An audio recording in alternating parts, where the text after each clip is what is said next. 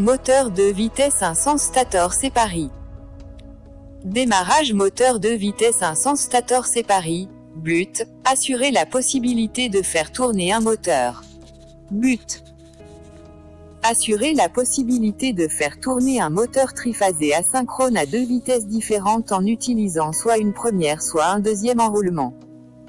Description. Le moteur possède deux enroulements indépendants, chacun définit un certain normal des pôles, et comme la vitesse du moteur triphasé asynchrone dépend du nombre de pôles, ou paire de pôles. Conformément à n égale fp, on obtient alors deux vitesses différentes.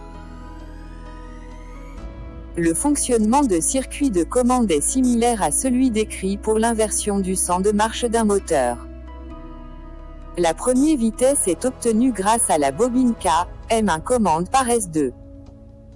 La deuxième vitesse par autre bobine K, M2 commande par S3.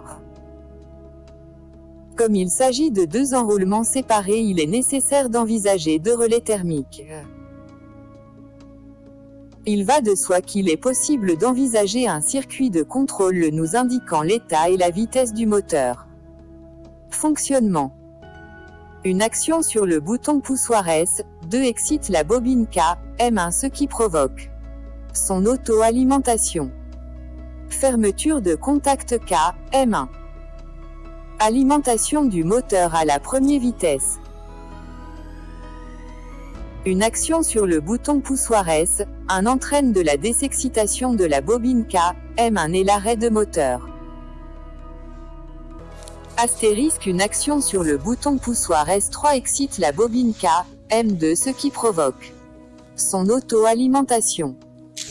Le verrouillage du contacteur K, M2. Alimentation du moteur dans la deuxième vitesse. Une action sur le bouton poussoir S1 ou une fonction de relais thermique, F1 ou F2, coupe la alimentation de la bobine K, M1 ou la bobine K, M2, le moteur s'arrête, la lampe H3 ou H1 est allumée.